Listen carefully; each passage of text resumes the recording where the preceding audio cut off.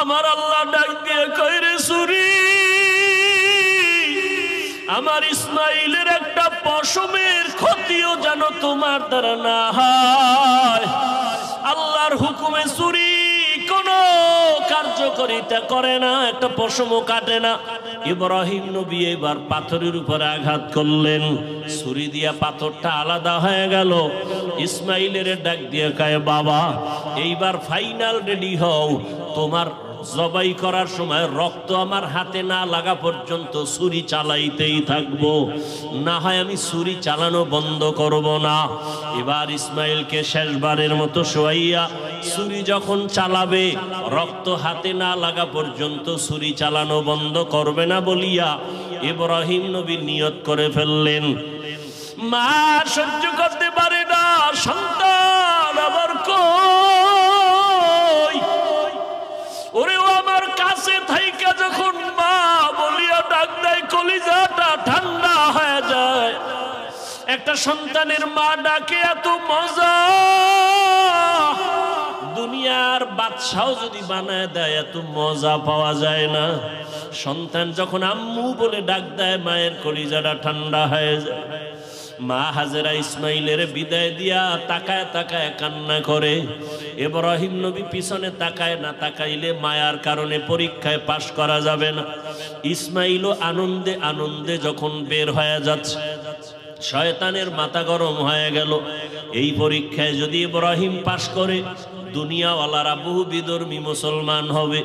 কেমনে পরীক্ষায় ফেল করানো যায়? হাজেরাকে একটু ধোকা দেই। হাজেরারে গিয়া ধোকা দিয়ে কয়, হাজেরা ইসমাইলের কোথায় ছাড়লা? কয় মালিকের দাওয়াতে গেছে।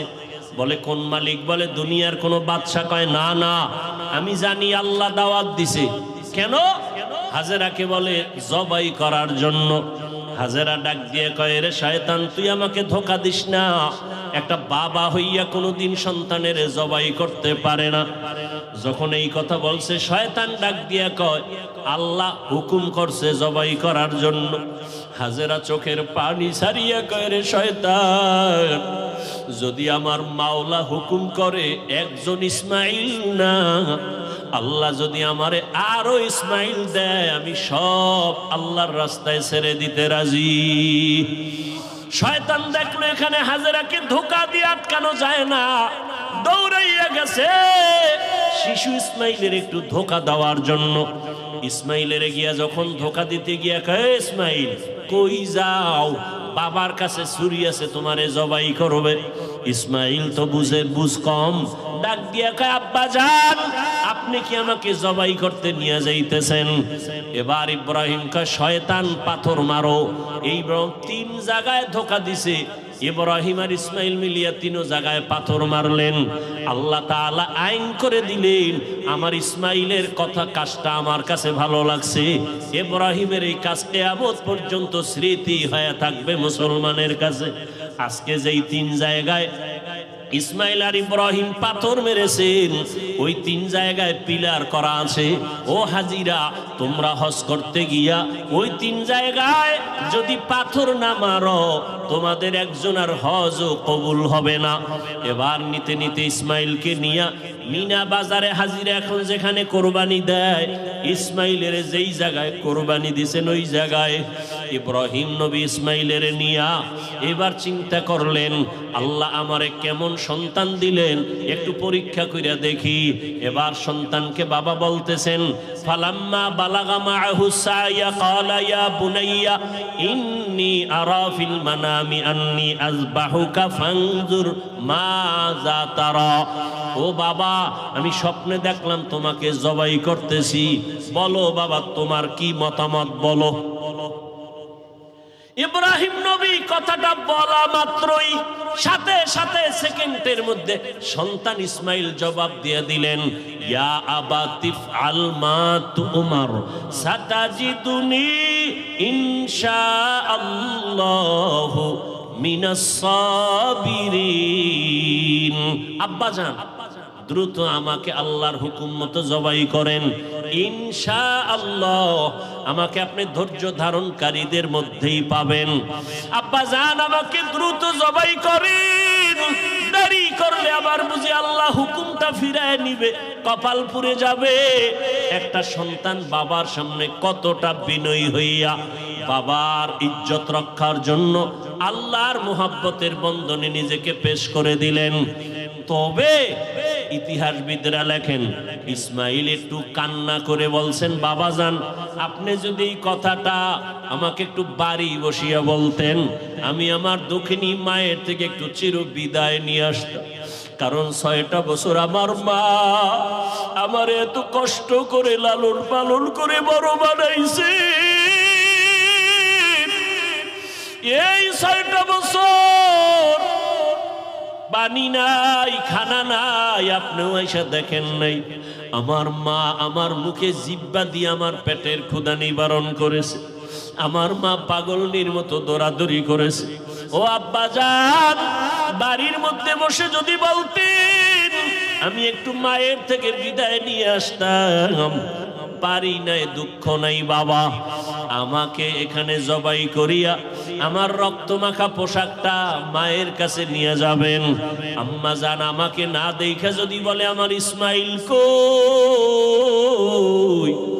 আপনি আব্বা রাগ করে আমার মাকে কিছু বলবেন না, আমার আম্মা জানকে একটু সান্ত্বনা দিয়া বলবেন ইসমাইল সালাম জানাইছে, আল্লাহ যদি কবুল করে হাসরের ময়দানে মোলাকাত হয়ে যাবে। আব্বা জান আর আপনার কাছে দাবি, আমাকে জবাই করার আগে আপনি আমার হাত পাও রশি দিয়ে বাঁধেন, কারণ জবাই করতে গিয়া আমার হাতে পায়ে নাড়াচাড়া যদি আপনার শরীরে লাগে বেয়াদবি হবে, আল্লাহ বেজার হয়ে যাবে। আব্বা জান আপনি কাপড় দিয়ে আপনার চক্ষু দুইটা বেঁধে নেন, কারণ জবাই করার সময়, ছুরি চালানোর সময় আমার চেহারায় যদি আপনার নজর লাগে, মায়ার কারণে আপনি জবাই করতে পারবেন না, আল্লাহ বেজার হয়ে যাবে। আব্বাজান আমি শুয়া পড়লাম, তাড়াতাড়ি আমার গলায় ছুরি চালান। ইব্রাহিম নবী ইসমাইলের শোয়াইয়া যখন ছুরিটা চালাইতে চায়, আমার মাওলার কুদরতি অন্তরে এত মায়া, আমার আল্লাহ ডাক দিয়ে কয় রে ছুরি, আমার ইসমাইলের একটা পশমের ক্ষতিও যেন তোমার দ্বারা না হয়। আল্লাহর হুকুমে ছুরি কোনো কার্যকারিতা করে না, একটা পশমও কাটে না। ইব্রাহিম নবী এবার পাথরের উপরে আঘাত করলেন, ছুরি দিয়া পাথরটা আলাদা হয়ে গেল। ইসমাইলের ডাক দিয়ে কয় বাবা এইবার ফাইনাল রেডি হও, তোমার জবাই করার সময় রক্ত আমার হাতে না লাগা পর্যন্ত ছুরি চালাইতেই থাকবো, না হয় আমি ছুরি চালানো বন্ধ করব না। এবার ইসমাইলকে শেষবারের মতো শোয়াইয়া ছুরি যখন চালাবে, রক্ত হাতে না লাগা পর্যন্ত ছুরি চালানো বন্ধ করবে না বলিয়া ইব্রাহিম নবী নিয়ত করে ফেললেন।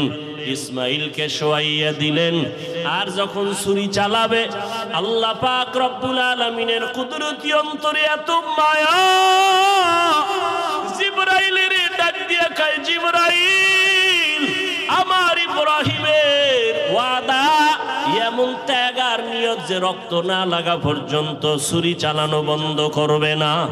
আমি তো ইসমাইলের জবাই চাই না, আমি চাই আমার হুকুমের জন্য কতটুকু তারা ত্যাগ স্বীকার করলো। আমার মোহাব্বতের পরীক্ষা চাইছি, আমি ইসমাইলের জবাই চাই নাই। আমার হুকুম মতো প্রশ্ন ছাড়া যখন তারা দুজনে রেডি হয়ে গেল, আমার পরীক্ষা হয়ে গেছে, আর লাগবে না। ইসমাইলের জবাই করার আগে, ছুরির নিচে দেওয়ার আগে, জান্নাতি একটা দুম্বা নিয়ে যাও, ইসমাইলের সরাইয়া জান্নাতি দুম্বাটা যখন ছুরির নিচে দিয়া দাও। ইব্রাহিম নবী ছুরি চালায়, জিব্রাইল আমিন দুম্বা নিয়ে রওয়ানা। দেখতেছে আমি যাইতে না যাইতেই মনে হয় ছুরির নিচে ইসমাইল জবাই হয়ে যাবে। জিব্রাইল আমিন আসমান থেকে একটা আওয়াজ দিছে, আল্লাহু আকবার, আল্লাহু আকবার। ইব্রাহিম নবী তাকাইছেন, তিনিও ডাক দিছেন আল্লাহু আকবার, আল্লাহু আকবার। এবার ইসমাইলও আওয়াজ দিলেন লা ইলাহা ইল্লাল্লাহ। এইভাবে আওয়াজ দিয়া ইব্রাহিম নবী যখন চক্ষু খুইলা দেখেন রক্ত হাতে লাগছে, ছুরিটাও ছাড়লেন। যখন তাকায়া দেখে খুশি মনে ইসমাইল বুঝি কোরবানি হয়ে গেল, কিন্তু না, দেখে একটা অপরিচিত জন্তু জবাই হয়ে গেল। ইসমাইল পাশে সুন্দরভাবে দাঁড়ানো, বাবা আবার বুঝি ভয় পেয়ে গেলেন, ও ইসমাইল, আল্লাহ বুঝি আমার কোরবানি কবুল করবেন না, আর একবার চেষ্টা করি। সাথে সাথে ওহী নাজিল হয়ে গেল। আল্লাহ কয়, ওয়ানাদাইনাহু আইয়া ইব্রাহিম কদ সাদ্দাকতার রুইয়া ইন্না কাযালিকা নাজজিল মুহসিনিন। ইব্রাহিম, তুমি আমার পরীক্ষায় পাশ করছো। হাজেরা কাঁদতেছে ইসমাইলের জন্য, জলদি করে যাও। বলে আসছো মালিকের দাওয়াতে যাই, মালিকের থেকে কি হাদিয়া নিবা? আমার পক্ষ থেকে দুম্বার গোশত হাদিয়া দিয়া দিলাম। ওয়াফাদাইনাহু বিযিবহিন আযীম, আমার পক্ষ থেকে হাদিয়া দিলাম এই জবাই করা দুম্বার গোশত। ইসমাইলের নিয়ে যাও, ইসমাইলের হাজেরার কোলে ফিরায়া দাও, আর মালিকের পক্ষ থেকে দুম্বা হাদিয়া পৌঁছাইয়া দাও। আল্লাহ তাআলা বলেন, আসমান ও জমিনের পুরা ক্ষমতা আমি আল্লাহর কুদরতের হাতে। আমি আল্লাহ কাউকে চাইলে ছেলে দেই, কাউকে মেয়ে দেই, কাউকে দোনোটা দেই, কাউকে কোনোটাই দেই না। ক্ষমতা কার? কাদের কুদরত দারি বার কামাল, আনতা রব্বি আনতা হাসবি যুল জালাল, তুহি কাদের জলিলুল্লাহ জাহাদার, বাহর হালে তুহি মেরা নেগাহদার। নমরুদ আজরকে বানায় দিলেন ডাইরেক্টর।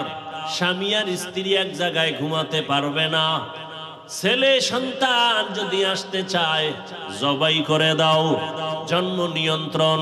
আল্লাহ পাক বলেন, আমি যাকে দুনিয়ায় পাঠাবো, দুনিয়ার কোন কৌশল তাকে ফিরাইয়া রাখার ক্ষমতা নাই।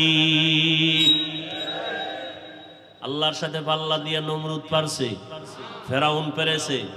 কোটি টাকার মালিকই দেখো, অভাব হয় না দূর, গরিবে ঘুমায় আরাম করে মনটা বাহাদুর। ফেরাউনের লাশটা দেখো মিশর জাদু ঘরে, খায় না মাছি, খায় না মাটি, পোকা মাছি সবাই ঘৃণা করে। হৃদয়ে থাকিবে যার নম্রতা সাদা, রহমত আসিবে সেথা প্রভুর ওয়াদা।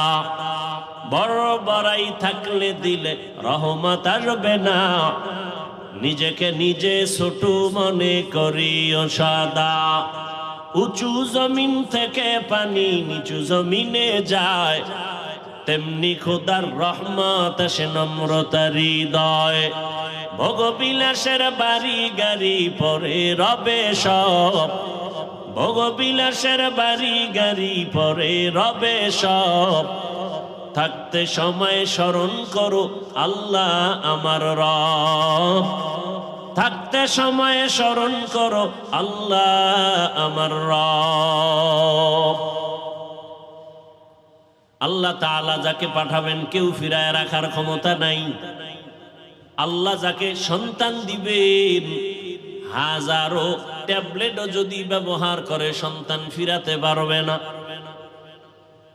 জমিনের মধ্যে বান্দা যত কৌশল করবে, কই 10 বছর আগের থেকে তো আমরা দেখতেছি সন্তান কমাও কমাও কত স্লোগান। এই কমাও কমাও ফাটি কইরা কত মানুষ বেতন খাইয়া সংসার চালায়, আছে না নাই? কিন্তু আমার মাওলার সাথে পাল্লা দিয়া কেউ আগাতে পারে নাই। জনসংখ্যা বেড়েই চলছে। আল্লাহ বলেন, রিজিকের মালিক আমি। জনসংখ্যা বেড়েছে, রিজিকও বাড়িয়ে দিয়েছি আমি আল্লাহ। মুরব্বীর একটু জানা থাকলে জবাব দিবেন। 1% জায়গায় 20-30 বছর আগে যেই পরিমাণ ধান হইতো, এখন কি কম না বেশি? কে বাড়াইছেন? সরকার। কে বাড়াইছেন? وَتَرْزُقُ مَن تَشَاءُ بِغَيْرِ حِسَابٍ तवक्कुल मी कुनी हर सुबह शाम मेरा सानद रिश्ते तू अज़ला मकाम जुज़्बा हक़ची ज़े मखाद इंसुजा फज़ले उआ मस्ते दर जुमला जहां। जन्म नियंत्रणের জন্য ডাইরেক্টর আজরকে বানাইলো। আমাদের গ্রাম্য একটা প্রবাদ আছে, যেখানে বাঘের ভয় সেখানে রাত পোহায়। যেই আজরকে ডাইরেক্টর বানাইছে, আল্লাহ কয় দেখ ওই ডাইরেক্টরের ঘরে আমি ইব্রাহিমকে পাঠাবো, এটা আমার সিদ্ধান্ত। একটু আগেই বসিয়েই বলছিলাম, বান্দা চাইলে কিছুই হয় না, আমার আল্লাহ চাইলেই সব হয়। নমরুদ চাইছে ইব্রাহিম আসতে পারবে না, আল্লাহ চাইছেন আমি ইব্রাহিমকে জমিনের মধ্যে পাঠাবো, আল্লাহ পাঠাইলেন এবং নমরুদের দফা সব খতম করে দিলেন। ইব্রাহিম জমিনের মধ্যে আসছে, গোপনে গোপনে রাখছেন। বিশাল বড় ইতিহাস। আম্মা জান পাহাড়ের গর্তের মধ্যে নিয়া ইব্রাহিমকে প্রসব করে ওখানে রাখেন। আজরও যদি জানতে পারে লজ্জায় মাথা গরম হয়ে যাবে। নমরুদ জবাই করার হুকুম দিয়ে দিছে। আল্লাহর কুদরতে ইব্রাহিম নবী গর্তের মধ্যে পাহাড়ের গুহায় আম্মা জান ইব্রাহিমের দুই হাতের দুই আঙ্গুল, শাহাদাত আঙ্গুল বাম হাতের আর ডান হাতের মুখের মধ্যে দিয়ে দিলেন। বাচ্চা আঙ্গুল চুষতেছে, আল্লাহ তাআলা দোনো আঙ্গুল থেকে কুদরতের কারিশমা জারি করলেন। এক আঙ্গুল থেকে দুধ বের হয়, আর এক আঙ্গুল থেকে মধু বের করার ব্যবস্থা করে দিলেন। কাদের কুদরত দারি বার কামাল আনতা রব্বি আনতা হাসবি জুল জালাল। দুনিয়ার মানুষ বলে এটা হবে না, আল্লাহ যদি কয় হবে সেটাই। দুনিয়ার মানুষ বলেই মরা গেছে কথা বলতে পারে না, আল্লাহ যদি কুদরতের ক্ষমতা দেন পারবেনি? পারবেনি? রহমতের নবী খেজুর গাছ মরা, শুকনা একটা মরা খেজুর গাছে ট্যাক লাগাইয়া খুতবা পড়েন। কিছুদিন পরে রহমতের নবী এটা বন্ধ করে নতুন আর একটা মিম্বর বানালেন খুতবা পড়ার জন্য।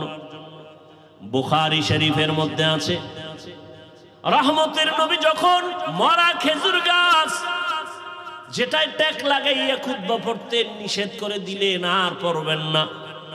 মানুষ কান্না করলে যেমন আওয়াজ হয়, মরা খেজুর গাছ থেকে তেমন আওয়াজ শুরু হয়ে গেল। রহমতের নবী বললেন, এই মরা খেজুর গাছ তুই কি চাও? কেন কাঁদো? আমি কি দোয়া করব তুই তাজা হয়ে যাবি, খেজুর আসবে, মানুষ তোর খেজুর খাবে? কয় না। কি চাও? রহমতের নবী আপনার বিরহের বেদনায় কান্না করি। মরা খেজুর গাছ, আপনার বিরহের বেদনায় কান্না করি। আমি চাই আমাকে মানুষের মতো এখানে দাফন করে দিবেন, আর কিয়ামতের দিন আপনার পাশে জান্নাতে আমাকে রাখবেন। নবীজি দাফন করে দিয়েছেন। এখনো ওই মদিনাতুল মুনাওয়ারা রাসূলের রওজার ভেতরে খেজুর গাছটা যেখানে ভেতরে নবী দাফন করলেন, ওই বরাবর একটা খুঁটি আছে, পাথরের পিলার।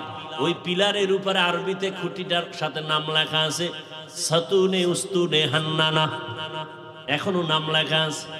মরা খেজুর গাছ সম্বলিত সেই খুঁটি, এটার নিচে বরাবর যদি যাইতেই থাকে যাইতেই থাকে। রহমতের নবীর বরকতি হাতের দাফন করা মরা খেজুর গাছ ওখানে এখনো আছে। বুখারী শরীফের বারাত। তাহলে মরা খেজুর গাছ কথা বলতে পারে না, আল্লাহ যদি ক্ষমতা দেন। আবু জাহাল হাতের মধ্যে পাথর নিয়ে কয়, ভাতিজা যদি বলতে পারো আমার হাতের মুষ্টিতে কি আছে? বলে চাচা বললে কি হবে? বলে এখন কালেমা পড়ব। নবী বলেন আমি বলতে জানি না। কেন জানো না? বলে আমি গাইবের মালিক না। গাইবের মালিক কে? কুল্লা ইয়ালামু মান ফিস সামাওয়াতি ওয়াল আরদিল গায়বা ইল্লাল্লাহ। হে নবী, আপনিই বলে দেন, আসমানের বাসিন্দারা কেউ গায়েব জানে না, জমিনের বাসিন্দারা কেউ গায়েব জানে না, একমাত্র কে জানেন? নবী বললেন, হাতের মুষ্টিতে কি আছো? একটু আওয়াজ দাও। সাথে সাথে পাথরগুলো কালিমায়ে শাহাদাতের আওয়াজ দিল। সুবহানাল্লাহ। আবু জাহিল কত বড় বেঈমান, পাথরগুলো মাটির মধ্যে ফালায় বলে, মুহাম্মদ তুমি বড় জাদুকর। কপালে কি নাই? হেদায়েত নেই। আজরের ঘরে ইব্রাহিম, আস্তে আস্তে আজরের ঘরে আসিয়া ইব্রাহিম বড় হয়েছেন। ইতিহাস অনেক বড়, আমি সংক্ষেপে বলে আসতেছি। যখন আদম আর ইব্রাহিম বড় হয়ে গেলেন, কেউ এসে তাকে বয়ান দেয় না এক আল্লাহর ইবাদত করো, নিজে নিজে নিজে নিজে আল্লাহর পরিচয় লাভ করলেন। সব কথা কোরআনে হাকিমের মধ্যে আছে। বাবাকে দাওয়াত দিতেছে, বাবাও মানে না, নমরুদেরও দাওয়াত দেয়, মানে না। নমরুদ উল্টা পাল্টা প্রশ্ন করে, ইব্রাহিম নবী জবাব দেন। এক পর্যায়ে দেখলু এই ইব্রাহিম তো আমার সব কিছু ধ্বংস করে ফেলবে, তাহলে তাকে বড় হওয়ার আগেই, বাড়াবাড়ি করার আগে তাকে মেরে ফেলতে হবে। অগ্নিকুণ্ড সাজাইয়া ওই আগুনের মধ্যে ইব্রাহিমকে ফেলবে। অগ্নিকুণ্ড সাজাইয়া ইব্রাহিমকে আগুনে ফেলতে গিয়া যখন ইব্রাহিমকে অনেক প্রচেষ্টা চালাইল, চরক গাছ বানাইল, রশি লাগায় টেনে ফেলবে, কারণ আগুনের এত তাপ, কাছে কেউ যেতে পারে না। ওই গাছের সাথে চরখার মতো ঘুরায় ঘুরায় আগুনে ফেলবে, কিন্তু পারে না। গাছও ঘুরে না, রশি টানেও নড়ে না। কি করা যায়? ব্যর্থ হয়ে যাবে নমরুদ। শয়তান এসে পরামর্শ দেয়, এই মুহূর্তে যদি ইব্রাহিমের পরনের কাপড় খুলে দাও, রহমতের ফেরেশতা চলে যাবে, ইব্রাহিমকে আগুনে ফেলে দেওয়াটা সহজ হবে। আর এক বর্ণনায় আছে, ঐতিহাসিকগণ বলেন, নমরুদ বলছে শয়তান পরামর্শ দিছে, এই মুহূর্তে ইব্রাহিমের সামনে যদি উলঙ্গ নারীদের দিয়া নাচ গান করতে পারো, রহমতের ফেরেশতা থাকবে না, ইব্রাহিমের আগুনে ফেলাটা সহজ হয়ে যাবে। নমরুদ নাচ গানের ব্যবস্থা করলো, উলঙ্গ নারীদের নাচ, অথবা ওই যে ইব্রাহিমকে উলঙ্গ করবে, এই কথা যদি মানতে যায় তো নমরুদ বলে, ইব্রাহিমের পরনের কাপড় কে খুলবে? কেউ সাহস পায় না। আরে আল্লাহ ওয়ালা যারা, আল্লাহর প্রিয় পাওয়ার ওয়ালা যারা, এদের কিচ্ছু নাই, চলেও সাদা সিধা, কিন্তু বড় বড় সন্ত্রাসীরা যখন তার সামনে যায়, মোমের মতো দুর্বল হয়ে যায়। এটাকে বলা হয় রব। আমার রসুলকে আল্লাহ রব দান করেছিলেন। বহু অমুকের ফাটায় দিবে, এই করবে সেই করবে। আল্লাহ ওয়ালাদের ব্যাপারে যারাই যত বেয়াদবি করে, সামনে আসলে তওবা করতে বাধ্য হয়ে যায়। এটা আল্লাহর কুদরতি একটা পাওয়া। তো ইব্রাহিমের পরনের কাপড় কে খুলবে, উলঙ্গ কে করবে? কেউ সাহস করে না। বাবা আজর রেডি হয়ে গেল। ইব্রাহিমের সামনে গিয়া যখন দাঁড়াইছে উলঙ্গ করার জন্য, ইব্রাহিম চোখের পানি ছেড়ে কাঁদেন আর বলেন, হে বাবা, সন্তান বিপদে পড়ে, বাবা গিয়া উদ্ধার করে। তুমি আমার জন্মদাতা বাবা, এই হাজারো মানুষের সামনে আমাকে উলঙ্গ করে লজ্জা দিও না। শুধু তাই না, তুমি তো দেখো না আসমানের ভেতরে লক্ষ লক্ষ ফেরেশতা আমার সহযোগিতায় দাঁড়ানো আছে। বাবা শুনে নাই। এক পর্যায়ে ইব্রাহিমকে যখন আগুনে ফেলা শুরু হয়ে গেল, জিব্রাইল আমিন কানের সাথে মুখ লাগায় বলেন, ও আল্লাহর খলিল, কোন সাহায্যের প্রয়োজন আছে কিনা? ইব্রাহিম আল্লাহর এমন পরীক্ষায়, কঠিন কঠিন পরীক্ষায় পড়েছেন, প্রত্যেকটা পরীক্ষা আল্লাহ পাশ করায় দিছেন। এখানেও একটা পরীক্ষা। যদি বলতেন হ্যাঁ সাহায্য লাগবে, তাহলে গায়রুল্লাহর মুখাফিকি হয়ে গেল। ইব্রাহিম নবী বললেন না, আমি এমন মালিকের গোলাম, আমার কোনো সাহায্যের যদি প্রয়োজন হয়, আমার আল্লাহ তো অন্ধ না, তিনি দেখতেছেন, প্রয়োজন হলে তিনি আমার সাহায্য করবেন। আগুনে ফেললো, আল্লাহ আগুনকে হুকুম দিলেন, কোরআনের আয়াত, কুলনা ইয়া নারু কুনি বারদাও ওয়া সালামান আলা ইব্রাহিম। আগুন ঠান্ডা হয়ে গেল। নমরুদ কয় দূরে বইয়া, এই আগুন তোর শক্তি কই, ইব্রাহিমের মতো বান্দাটারে জ্বালাতে পারো না? তোর গোষ্ঠী শুদ্ধ সব সাইজ করতে পারি, কিন্তু ইব্রাহিম যার কথা শুনে আমিও তার কথা শুনি। ইব্রাহিম যার গোলাম, আমিও তো সেই রবের কথা শুনি। রব আমাকে হুকুম করেছেন ইব্রাহিমের একটা পশমের যেন ক্ষতি না হয়। আমার শক্তি দুর্বল হয়ে গেছে, আবার আমার রব যদি হুকুম দেয় আমেরিকার সব আমি আগুন দিয়ে জ্বালায় দিতে পারি, সে ক্ষমতা রব আমারে দিলে 1 সেকেন্ডের বিষয়। এরে নবীরা আসে, দীর্ঘদিন ইব্রাহিম নবী আগুনের মধ্যে ছিলেন, একটা পশমের ক্ষতি পর্যন্ত হয় নাই। দেখছেন নি আল্লাহ পারেনি সব। আপনি তো মনে করেন পানির মধ্যে পড়লে মরে যাবো, আর সেই পানির মধ্যে মাছের পেটে ইউনুস নবীর আল্লাহ রাখছেন নি? সে আল্লাহ এখন নাই। সেই আল্লাহর উপরে ভরসাটা কই? ইউনুস নবী মাছের পেটে গিয়েও তো আমার মালিকের ভুলেন নাই। আল্লাহ বলেন যে আমাকে ভুলবে না, আমিও তাকে ভুলি না। মাছের পেটে পানির ভেতরে একেবারে অন্ধকারে আবার সশরীরে ফিরাইয়া দিলেন। আগুনের মধ্যে ইব্রাহিম খুব আনন্দ, পশম জ্বলে না। দেখছেন নি, এরাও মানুষ, আমরাও। আগুন তাদের ভয় করে, আর আমরা কেমন মানুষ আগুনকে ভয় করি। আমরা পানিরে ভয় করি, পানি তাদের ভয় করে।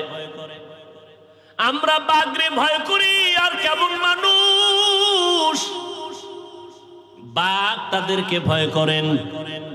এরাও মানুষ, আমরাও মানুষ। এই জন্য শুরুতে বলছিলাম সূরাতে আমরা মানুষ, কিন্তু আমাদের চরিত্র এত খারাপ, কোরআনের আয়াত অনুযায়ী আমরা পশুর থেকেও খারাপ, অথচ দাবি তো করি মানুষ। এজন্য ওলামায়ে কেরাম লিখছেন, বক্তা হওয়া সহজ, পীর হওয়া সহজ, ডাক্তার হওয়া সহজ, মানুষ হওয়া বড় কঠিন। গর্ব সূরত আদমি ইনসাবুদে আহমদবু জাহলো হামেক সাবুদে আদমিরা আদমিয়ত লাজমাস আউদেরাগর বুনা বাশদ হি জামাস আদমিয়ত লাহমশা মো পশত নিস আদমিয়ত জুজরে যায় দোসতে নিস। ইব্রাহিম নবী দীর্ঘদিন থাইকা আল্লাহর হুকুমে বের হয়ে গেলেন। এইবার বের হইয়া কয়, না, এত বড় জালেমের দেশে আর থাকা যাবে। এবার হিজরত শুরু।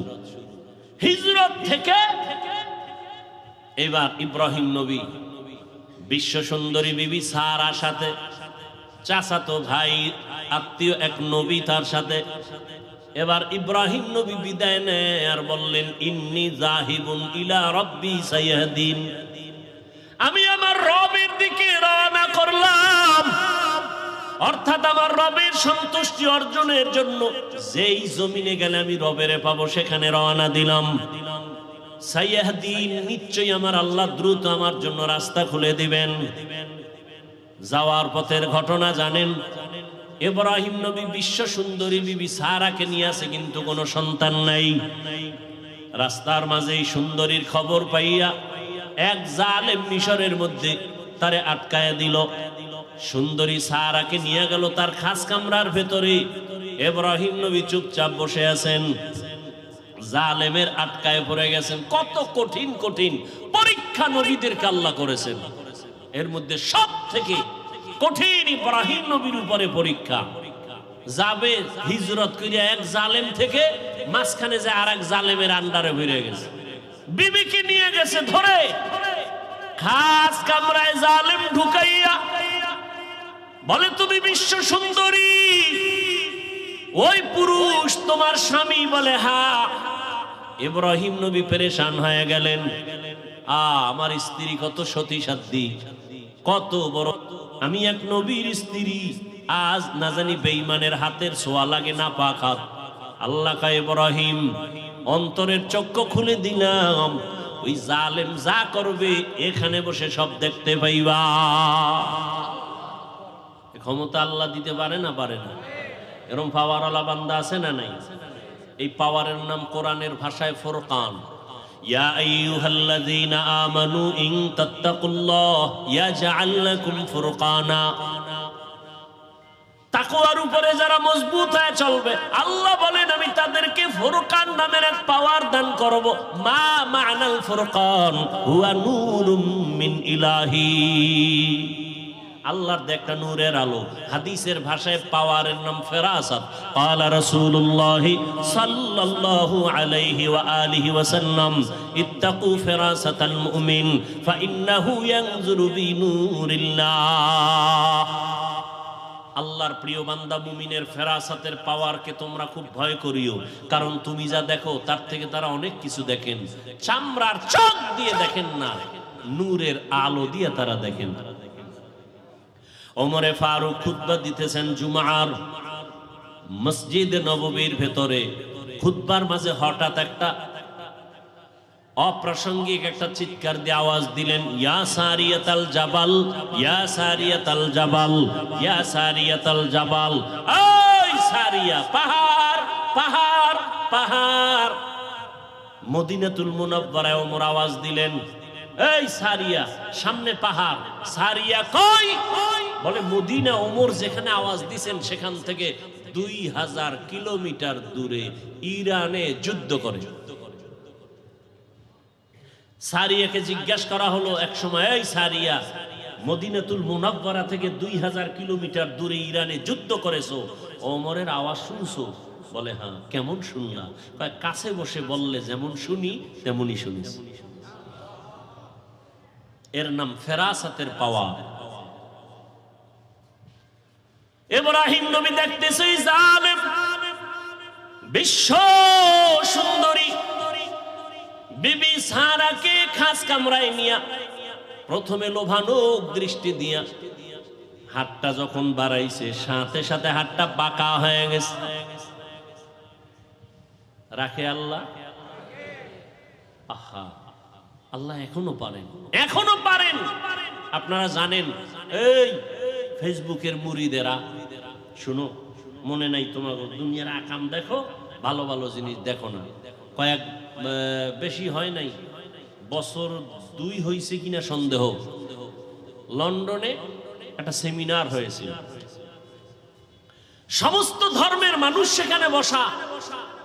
গোল টেবিলের সেমিনারে একজন ভিন্ন ধর্মাবলম্বী প্রশ্ন করলো মুসলমানদের একজন লিডার, ধর্মযাজক, একজন বুজুর্গ ওলিয়ে কামেল, যাই তোমাদের নবী তোমাদের ধর্মে বলছে, হাদিসে আছে, একটা খেজুর আছে, ওই খেজুরটা খাইয়া বিষ পান করলে ক্রিয়া হয় না। মুসলমান বলে হ্যাঁ আছে তো। এটা কি সত্য? বলে হ্যাঁ সত্য। দেখাবা? বলে পারবা? পারবো। দাও। আজোয়া খেজুর সামনে নিয়ে আসা হল। আজোয়া খেজুর 2-3-7টা খাইয়া এবার বিষ দিল তার সামনে। হাউজের ভেতরে বিষ পান করলো। বিষ পান করে দিব্যি আরামে বসলেন, মিটিং চালাইলেন। বিন্দু থেকে বিন্দু বিষ তার ভেতরে গিয়া কোনো ক্রিয়া করলো না। কুদরত কার? ভাইরা আমার, আল্লাহ তো এখনো হেফাজতের দরজা খুলেছেন। সিলেটের জমিনে শাহজালাল রাহমাতুল্লাহ আলাইহি গৌর গোবিন্দের মোকাবেলা করতে গিয়ে কোনো বেতের বাড়ি লাগে নাই, অস্ত্র লাগে নাই। পুঁজি ছিল তাহাজ্জুদের আযান নামাজ আর চোখের পানি আর ফজরের নামাজের আযান। কই সেই তাহাজ্জুদ? কই? নাই তো নাই। একদল বলে এত আমল লাগে না, এত আমল লাগে না। অথচ আল্লাহ কয় আমি দুনিয়ায় মানুষ পাঠাইছি আমল করার জন্য। দেখেন তো কারবার কেমন, ফেতনায় ভরে গেছে গোটা সোনার বাংলা। বুঝাবো কিভাবে? বুঝতেও চায় না। কপাল এত খারাপ হইছে, বুঝতেও চায় না। মনের উল্টা হইলেই আর বুঝতে চাইবে, নফসের গোলাম হয়ে গেছে। আমাকে বলেন, এই যে এখন সামনে হজ আসতেছে না, কথা বলেন না কেন ভাই? ওখানে সারা দুনিয়ার মানুষ আর যায় না? যায় না? বিভিন্ন কোয়ালিটির মানুষ সেখানে। আপনারা জান নাই, যারা গেছেন দেখছেন, নামাজের টাইম কত লাইনের মানুষ। কেউ বুকে হাত বেঁধে দাঁড়ায়, কেউ নাবির নিচে, কেউ হাত সাইডে দিয়ে খাড়ায় রয়েছে, কেউ আবার মোবাইলে নামাজের ভিতরে কথাও কয়। নামাজের ক্ষতি হয় না, কথা টথা কয়ে নামাজের ভিতরে আছে। কেউ আবার কোরআন শরীফ মাটিতে রাইখা পাও দুইটা এভাবে ছড়াইয়া দিয়া, হাত দিয়া মাটির মধ্যে হেলান দিয়া কোরআন মাটিতে রাইখা পড়ে। কেউ আবার জোরে আমিন বলে, কেউ আবার আস্তে আমিন বলে।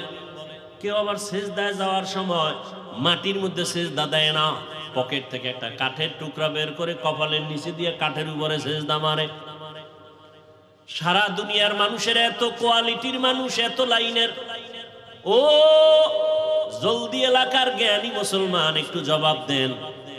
এত লাইনের মানুষ যে মসজিদে নববীতে নামাজ পড়ে, বাইতুল্লাহ কোনো ঝগড়া আসেনি?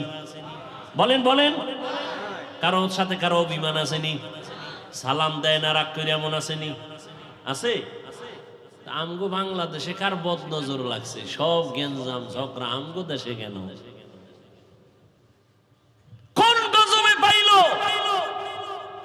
কোন অভিশাপ লাগলো কপালে? আমি পাস করলি পড়লাম, কাউকে কিছুই বলি না। ও যুবক, অন্য টুপির বিরুদ্ধেও বলি না, যারা টুপি দেয় না তাদেরও হিংসা করি না, কিছু বলি না, দেখলে সালাম দেই। বলো তুমি পাস করলির বিরুদ্ধে বলো কেন?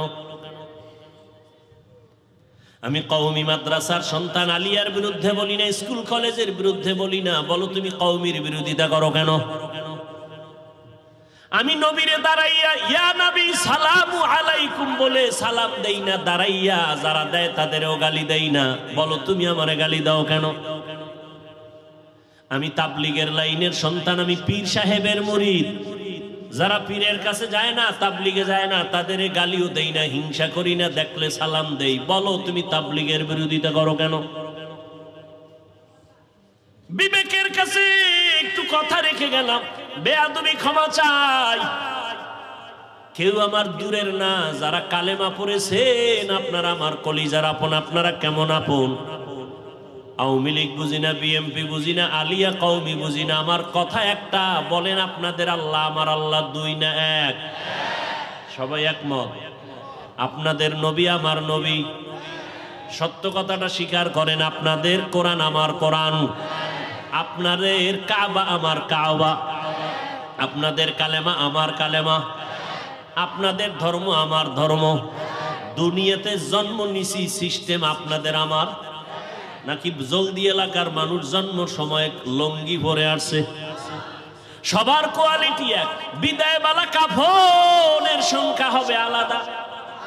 কে ধনী, কে গরিব, কে আলেম, কে মূর্খ, সবার বেলায় কাফন হবে তিনটা। আরে এক টাকাওয়ালার সম্মানে একটা কাফন কেউ বাড়াইয়াও দিবে না। এক রিক্সাওয়ালা মরে গেলে গরিব হওয়ার কারণে একটা কাফন কেউ কমাইয়াও, কালার হবে আলাদা। হুজুরদের কাফনের কালার একরকম, আপনাদেরটা আর এক রকম। কালারও কি কালার?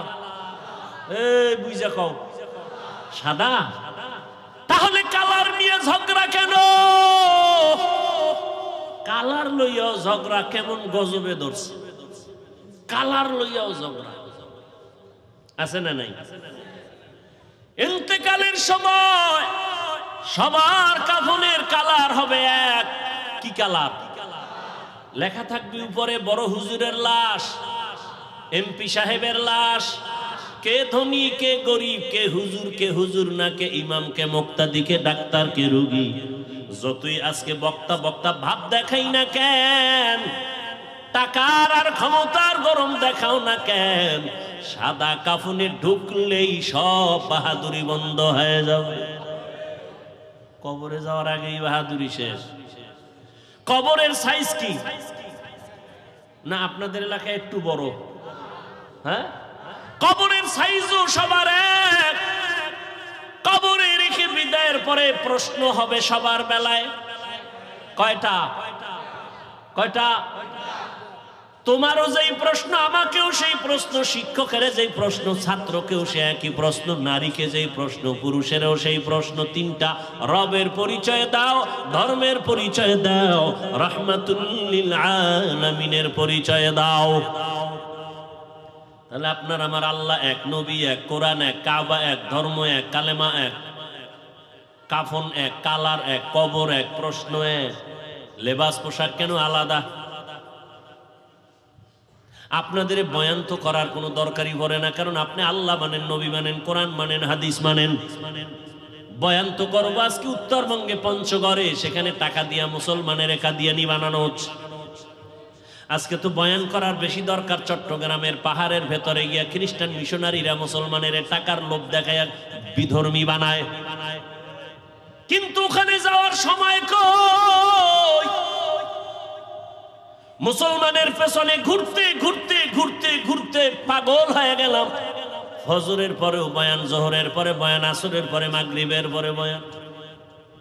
এত পাও ধরে ধরে ধরে ধরে বয়ান করি, আর পরও কেন নামাজ পড়েন না? আহ, কেমন মুসলমান? আপনার আমার আল্লাহ এক, নবী এক, সব এক, অথচ আমি টুপি খুলতে চাই না। আপনারা কেমন ভিআইপি মুসলমান যে টুপি দিতেই চান না, লজ্জা লাগে।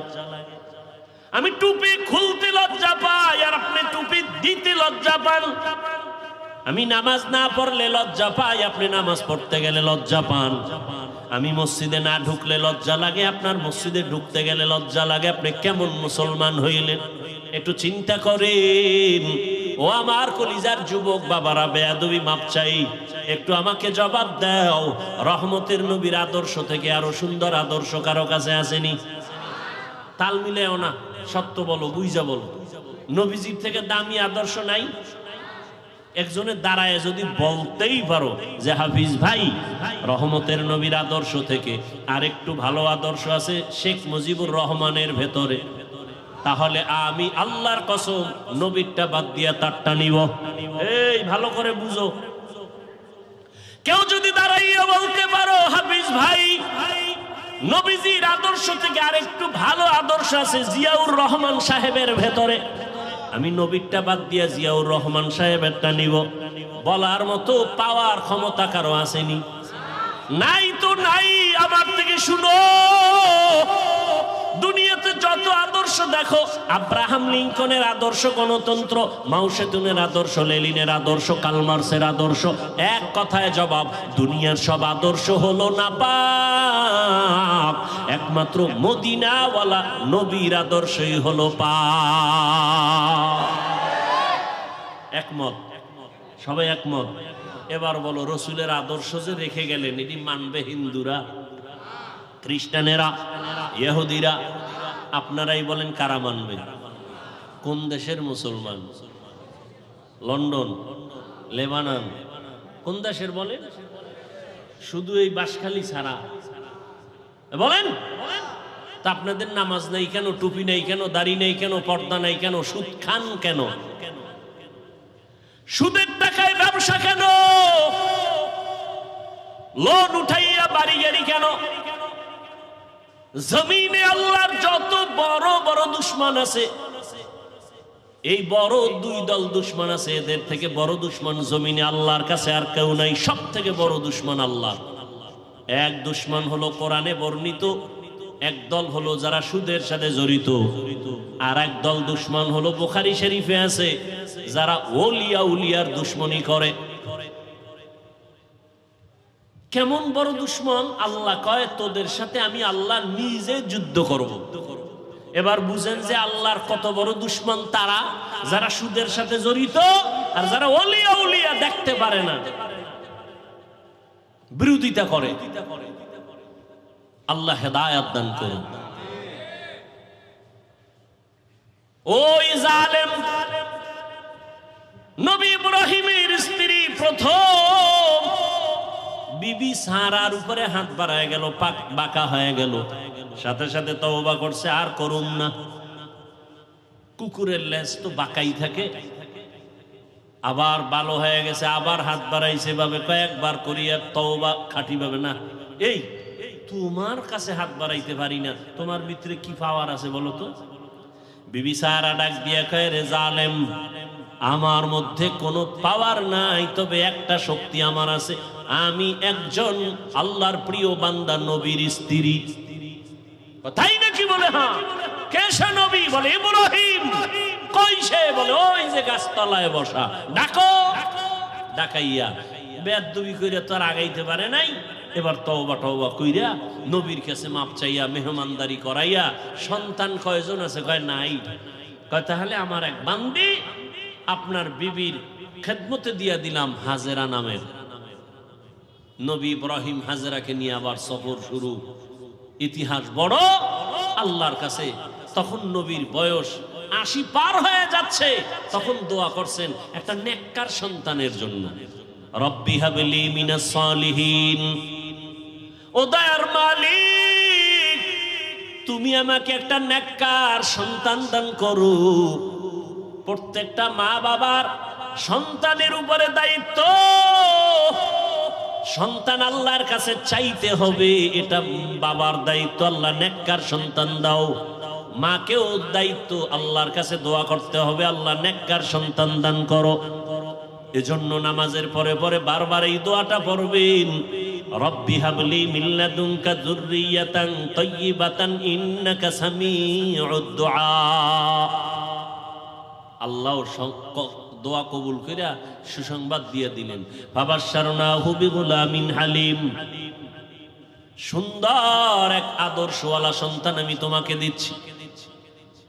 হাজারার গর্ভে সন্তান চলে আসছে, প্রথম সন্তান।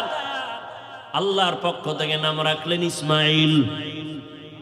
80 বছরের পরে যেই সন্তান বাবায় পাইছেন, ওই সন্তানের উপরে কত মায়া, কত মোহাব্বত।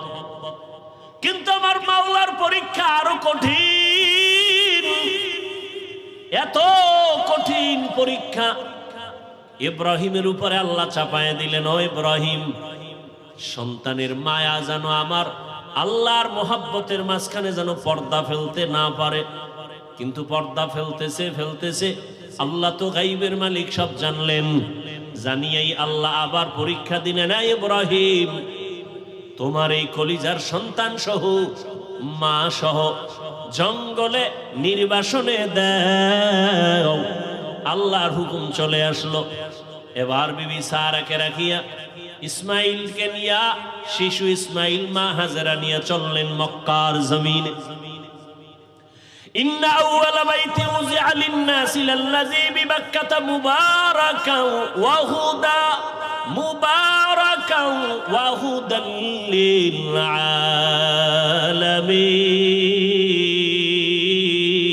আলামিন। হেদায়েতের ঘর বানাইলেন আমার আল্লাহ। কোনো মানুষ নেই, জঙ্গল পাহাড়, ওখানে নিয়ে গেলেন। কেমন পরীক্ষা দেখছেননি?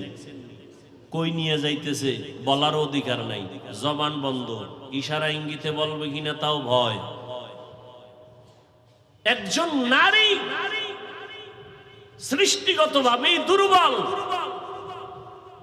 আবার সাথে শিশু বাচ্চা, আরো পেরেশানি। বাইতুল্লাহর পাশে সাফা মারওয়া, এখন যে পাহাড়ের মাঝখানে জঙ্গল, চতুর্মুখী ওখানে রাখলেন। রাইখা ইব্রাহিম নবী হাঁটা শুরু করছে। কইতন কই আইলাম, কই রাখতেছি, কেন রাখতেছি, কয়দিনের জন্য, কোনো আওয়াজ নাই। আল্লাহর পরীক্ষা ইব্রাহিম, জবান খোলা যাবে না। ইব্রাহিম নবী তো যাইতেছে, হাজেরা পেরেশান হয়ে গেলেন, ও পয়গম্বর আমাদের আপনি কোথায় রাখেন? জবাব নাই। কই যান? জবাব নাই। কয়দিনের জন্য? আওয়াজ নাই। শেষ সময় পিছন দিক দিয়া মা হাজেরা ইব্রাহিম নবীর আঁচলটা ধরে বললেন, দাঁড়ান, আপনার কথা বলবেন না, ঠিক আছে, তো এইটা শেষ সময় বইলে যান।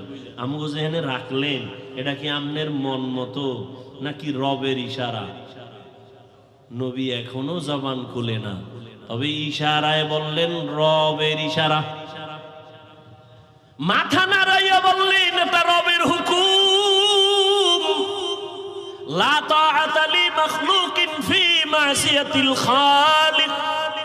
খুতবায় হাদিস পড়েছিলাম, নবী বলেন কোন মাখলুকের মন সন্তুষ্ট করার জন্য মালিকের সাথে কোনো বিরোধিতা করা যাবে না, অথবা আমার আল্লাহকে বেজার করে কোন মাখলুকের খুশি করা যাবে না, হারাম।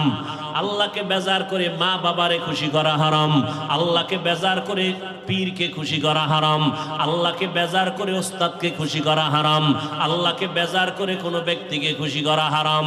দুনিয়ার সব বেজার হয়ে যাক, কোনো দুঃখ নাই, আমার আল্লাহকে বেজার করা যাবে না। ইশারায় বললেন, হ্যাঁ রবের হুকুমে রেখে গেলাম। রেখে তো গেলেন।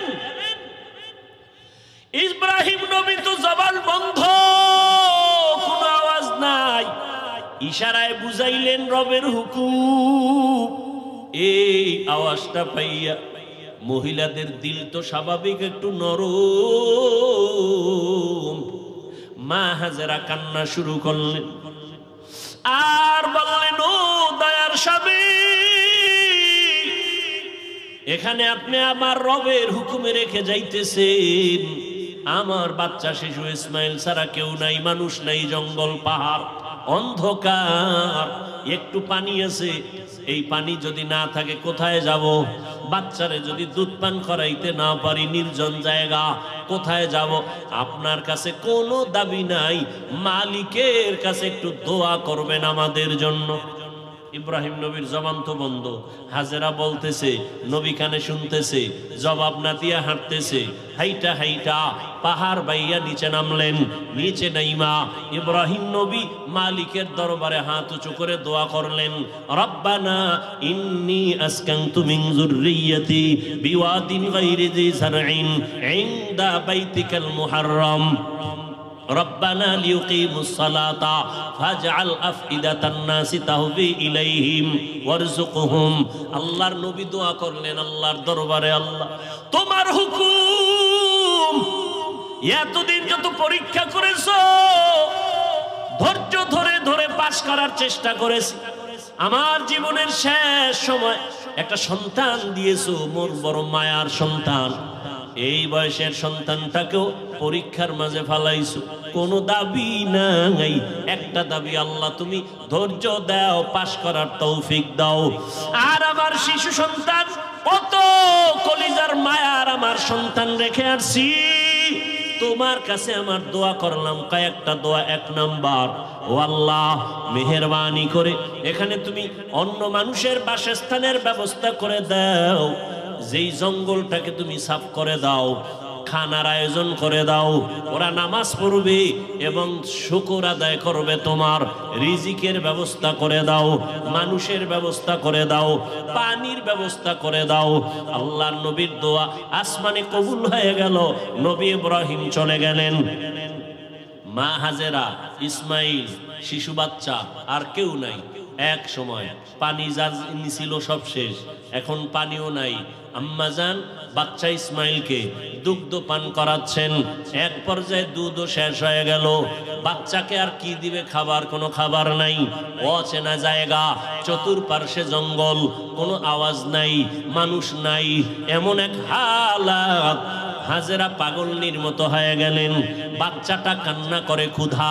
একদিন চলে গেল, 2 দিন চলে গেল, 3 দিন চলে গেল, মা সহ্য করতে পারে না।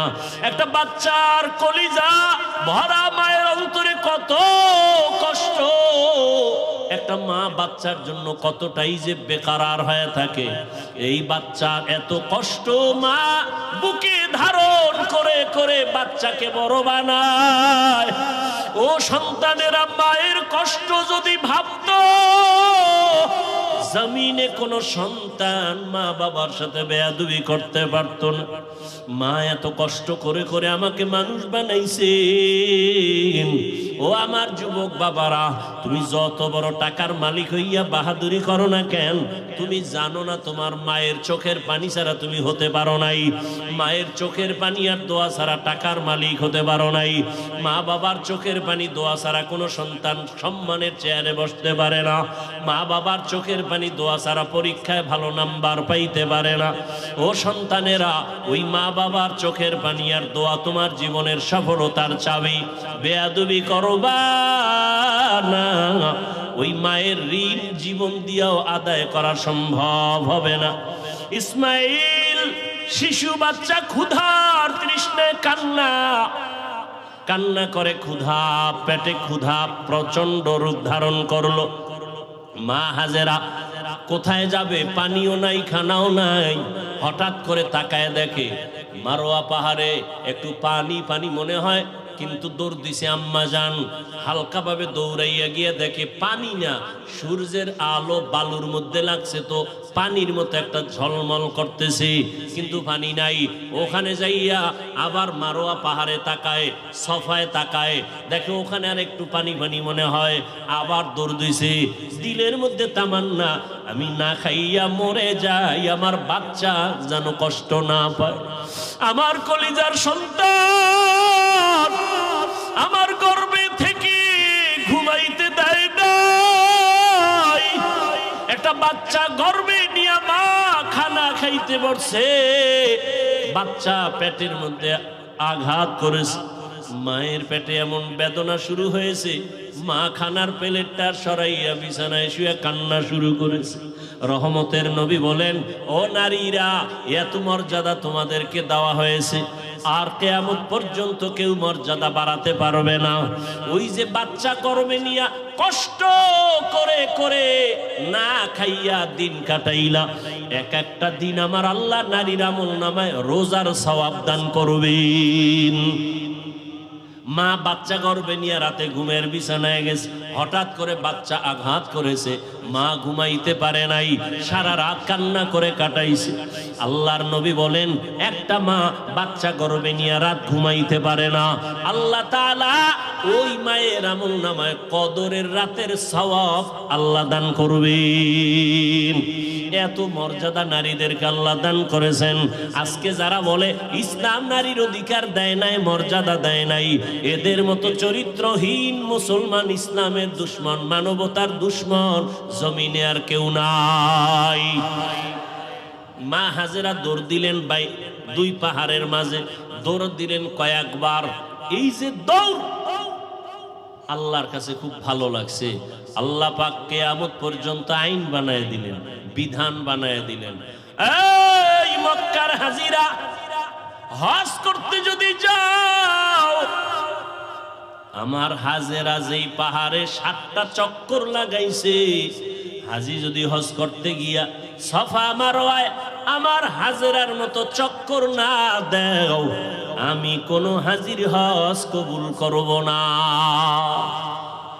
নবীজি বাইতুল্লাহ তাওয়াফ কইরা যখন চক্কর দিতে গেছে সফা মারওয়ায়, নবী শেষ বয়সের হজের সময় খুব কষ্ট লাগছে, আল্লাহর কাছে কয় মনে মনে, ও আল্লাহ, তুমি আমারে, হাজেরা দৌড় দিছে, যদি মায়ে দৌড়টা না দিত আমাকে কষ্ট লাগতো নি।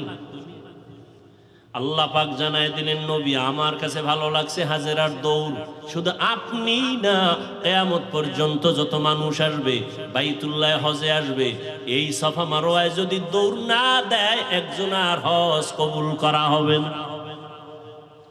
পাগলের মতো দৌড়াও, মাওলার দরবারে গিয়া মাওলার আশিক হইয়া যাও। এলোমেলো, সাবান লাগানো যাবে না হাজি। নখ বড় হয়ে গেছে, নখ কাটা যাবে না, ময়লা পরিষ্কার করা যাবে না, আতর লাগানো যাবে না, এটা পাগল হয়ে যাবে। মাওলার দরবারে পাগলামি, কার পাগল? জোরে বলো। এটা বুঝার মতো যাবো মেধা নাই, ওরাও পাগল। ওরাও কি? ওরা দুনিয়ার পাগল, ওরা আখেরাতের পাগল না। এজন্য ওরা বুঝে না যে মাওলার পাগল কেমনে হয়। ওখানে গিয়া পাগলামি। মাওলা পাকের মুহাব্বতের আশিক, আশিক মাশুক কি চায় সেইটাই দেওয়ার জন্য পাগল। প্রেমিকা আমার কাছে কি চায়, প্রেমিক তা খুশি রাখার জন্য তাই করে।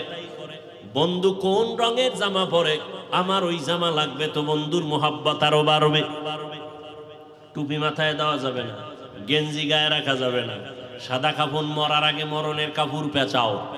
এইবার সবার এক আওয়াজ, কে ফকির, কে ধনী, কে শিক্ষিত, কে অশিক্ষিত, সবার এক পোশাক, এক আওয়াজ, সব এক দরবারের ভিক্ষুক, সবার আওয়াজ এক, লাব্বাইক আল্লাহুম্মা লাব্বাইক, লাব্বাইক লা শারীকা লাকা লাব্বাইক, ইন্নাল হামদা ওয়ান নি'মাতা লাকা ওয়াল মুলক লা শারীকা লাক। আপনাদের কষ্ট হয় মনে হয়? আর একটু সামনে যাব, শেষ করে দিই কথাগুলো। ভাইয়েরা আমার, উঠা বসা করলে মোনাজাত দিয়ে দিন। আমি এটা পারবো না, কারণ কষ্ট, আপনি যদি আমাকে মূল্যায়ন না করেন, আমার দরকার কি বয়ান করা? ভাইয়েরা আমার, মা হাজেরা দৌড়াচ্ছেন আর চোখের পানিগুলো পড়তেছে। ওদিকে ইসমাইল বাচ্চাও কান্না করে।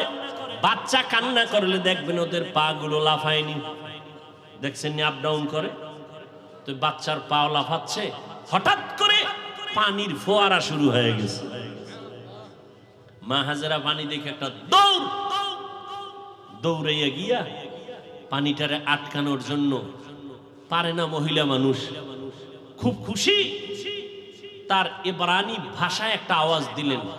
দেখছেন নি মাওলার কুদরত, কি দিলেন? পানিকে বললেন জাম জাম, থাম থাম। আল্লাহর কাছে এই শব্দটাও কবুল হয়ে গেছে। কিয়ামত পর্যন্ত এই পানিকে কি পানি বলে? শব্দটা কার? এই মাত্র বলছি, শেষ। মা হাজেরার জবানের আওয়াজ, জাম জাম, থাম থাম। পৃথিবীর বিশুদ্ধ পানি। সাহাবাদের মধ্য থেকে কেউ নবীকে জিজ্ঞাসা করলেন, ইয়া রাসূলুল্লাহ, এই ঝমঝম কূপের পানির তলা কই? Crore crore crore, million trillion trillion পানি হাজী সাহেবরা নিয়ে যায়, কমে না বাড়ে না, সমান। নবী কয়, এই জমজম পানির কূপের তলা হলো হাউজে কাউসারের সাথে। আরো জোরে বলো, কোথার সাথে? মুফাসসিরিনে কেরাম লিখেছেন, কাউসারের পানির থেকেও জমজমের মূল্য বেশি।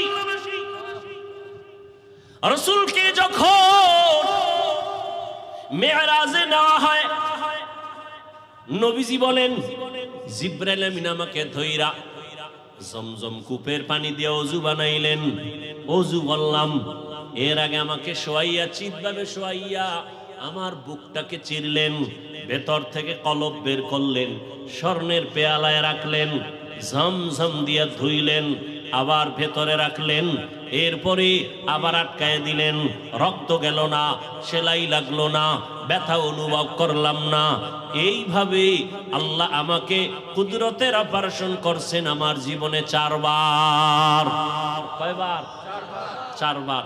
রসুলের এই যে কলব বের করে ধুইলেন, কি পানি দিয়া? জমজম পানি, বরকতের পানি। আম্মাজান হাজেরা পানি আটকায় দিলেন, পানি থেমে গেল, নিজে পান করলেন। আজকে কিতাব দেখছি, আজকে নবীজি বলতেছেন, মা যদি ঝম ঝম থাম থাম না বলতেন, তাহলে পানি পুরা পৃথিবীটা সয়লাভ হয়ে যেত। ইমামে আজম আবু হানিফা বলেন, আম্মা জান আমাদের জন্য রহমত, তিনি বলার কারণে আজকে অনেক পবিত্র অবস্থায় পানি আছে। না হয় জেনাকারেরা এই পানি দিয়ে গোসল করে পানি নাপাক করে ফেলত, মদখোরেরা মদ পান করে মাতাল হয়ে পানির মধ্যে ডুব দিত, পানির সম্মান কমে যেত। ঝমঝম এমন একটা পানি, এর 25টা উপকার আছে ঝমঝম পানির। কয়টা? এর মধ্যে একটা হলো সাধারণ পানি পান করলে পিপাসা নিবারণ হয়, পেটের ক্ষুধা নিবারণ হয় না। জমজম পানি এমন এক দামি আল্লাহর কুদরতের পানি, এই পানি যদি কেউ পান করে ওই পানির দ্বারা পিপাসাও মিটে যায়, পেটের ক্ষুধাও মিটে যায়। দাঁড়াইয়া কোনো জিনিস খাওয়া পান করা নবীর আদর্শের বাইরে। তবে জমজমের পানি তুমি দাঁড়ায় পান করো, এটা তোমার কোনো সুন্নত আদায় হবে। দ্বিতীয় তৃতীয় হলো জমজমের পানি, এটা তোমার রোগের ঔষধ। কত পার্সেন্ট শেফা করবে, তোমার ঔষধের ক্রিয়া করবে? কয় তোমার আকীদা বিশ্বাসের মজবুতি যত পার্সেন্ট তত পার্সেন্ট। কেউ যদি মনে করে আমি ঔষধ খাবো না, জমজম আমার ঔষধ, যতটুকু বিশ্বাস করবে অতটুকু ফলাফল। পানি পান করলেন, ইসমাইল সুস্থ হওয়া শুরু হয়ে গেল, একটা দোয়া কবুল হয়ে গেছে। কার দোয়া? ইব্রাহিম নবীর দোয়া। লোকজন আল্লাহ আইনে দিয়েও এক দোয়া করছেন। ব্যবসায়ীরা যাচ্ছে এলাকা দিয়ে, পানির প্রয়োজন, খুঁজতে খুঁজতে আইয়ে জমজমের কাছে হাজির। মালিককে? মহিলা, বাচ্চাওয়ালা। আমাকে একটু পানি দিবেননি? মা হাজেরা বলে দিব, বেশি দিব, যত লাগে তত নেন, শর্ত এখানে বাড়িঘর করেন, চাষাবাদ করেন, থাকেন। আবাদ শুরু হয়ে গেল। এবার আর এক দোয়া চাইছে ইব্রাহিম নবী, ওয়ারযুকহুম, রিজিকের ব্যবস্থা করেন। আল্লাহ পাক রব্বুল আলামিন জিব্রাইলের মাধ্যমে তায়েফের জমিনে কুদরতে আল্লাহ এক ফলের বাগান এনে দিলেন, যেই বাগানে 12 মাস ফল হবে, ফল হবে 12 মাস। আল্লাহ রিজিকের ব্যবস্থা করে দিলেন, মানুষজন বসবাস শুরু হয়ে গেল। এখন আর ওয়ানাবাদী এলাকা আবাদি হয়ে গেল, মানুষজনের অভাব নাই। কত আনন্দে জীবন যাপন করে। ইসমাইল বড় হতে হতে হতে হতে 6 বছর প্লাস হচ্ছে। ইব্রাহিম নবী এর মধ্যে একদিনও আর আসেন নাই। আল্লাহর পরীক্ষা দ্বিতীয়টা এবার আবার শুরু, কোরবানির। ওদিকে ঢুকবো। ইব্রাহিম নবী এই 6 বছরে আর আসেন নাই। ছেলে কেমন, কি মায়া, আল্লাহর পরীক্ষা কত কঠিন। ইব্রাহিম নবী এই জিলহজ মাস 8 তারিখ, 9 তারিখ, 10 তারিখ স্বপ্ন দেখা শুরু করলেন। তোমার কলিজার আপন জবাই করো আমার পথে, আমার নামে। ভাবলেন, নাম তো কয় নাই কারে। 100 উট জবাই করলেন। দ্বিতীয় রাতে আবার স্বপ্ন দেখেন, হয় না, তোমার মোহাব্বতের জিনিস জবাই করো। আবার 100 উট জবাই করলেন। ফাইনালে নবী তো বুঝতে পেরেছেন আমার জীবনের কলিজার আপন আমার ইসমাইল ছাড়া আর কেউ না। আল্লাহর হুকুম হয়ে গেছে, ইসমাইলকে জবাই করার জন্য বাবা এবার রেডি হয়ে গেলেন। একটা ছুরি আর একটা রশি গোপনে নিয়ে রওনা হলেন মক্কা নগরীতে ইসমাইলকে জবাই করার জন্য। কারো কাছে কিছু বলা যাবে না। এলাকায় গিয়া দেখে সেই এলাকা তো এখন আবাদি, সুন্দর বাড়িঘর, মানুষজন, মাঠে বাচ্চারা খেলতেছে। একটা ডাক দিয়ে কয়, এই এনি ইসমাইল আছেন? ইসমাইল? বাচ্চারা কয়, ইসমাইলকে বুঝলাম না। একজনে কয়, হ্যাঁ আমি চিনি। ইসমাইল কোথায়? ওরা বাড়ি আছে নি? আছে। ওই সবাই বড় বড় ঘর, কিন্তু ইসমাইল যেই ঘরে থাকে একটা ছোট ঝুপড়ির মতো। ইব্রাহিম নবী যত কদম বাড়ায় কলিজাটা কেমন যেন ফেটে যাইতেছে, মায়া আর মায়া চুম্বকের মতো। আমার কলিজার আপন, এত আদরের সন্তানের এতদিন আমি পাই নাই।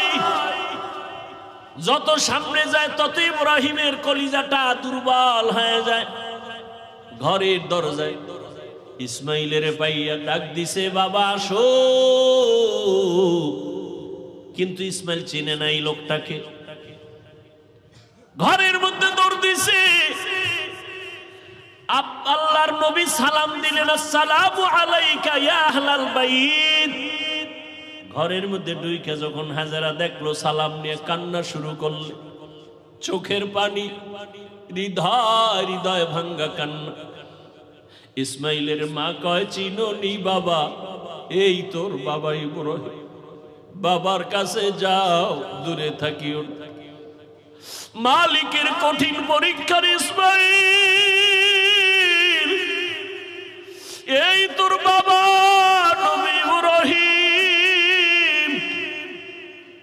বাবা সন্তানের পাইয়া বুকে জড়াইয়া কান্নার আওয়াজ, এমন মায়ার কান্না শুরু হয়ে গেল।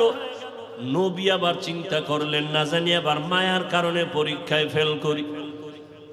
নবী বললেন, হাজেরা দেরি করার সময় নাই, জবাই করতে নিব তাও তো বলা যাবে না। নবী কৌশল করে বললেন, ও হাজেরা, ইসমাইলের সুন্দর করে সাজাইয়া দাও, মালিকের দাওয়াতে যাব। মা হাজেরা তো ভাবছেন দুনিয়ার কোন মালিক দাওয়াত দিছে সেখানে যাবে। মা হাজেরা বুঝতে পারেন নাই যে আসল মালিক দাওয়াত দিয়েছে।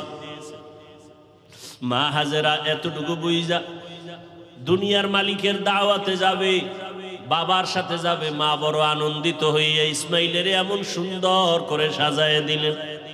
এবার ইসমাইলের নিয়ে বাবা রওয়ানা। বাবা সামনে হাঁটে, ইসমাইল পেছনে পেছনে হাঁটে।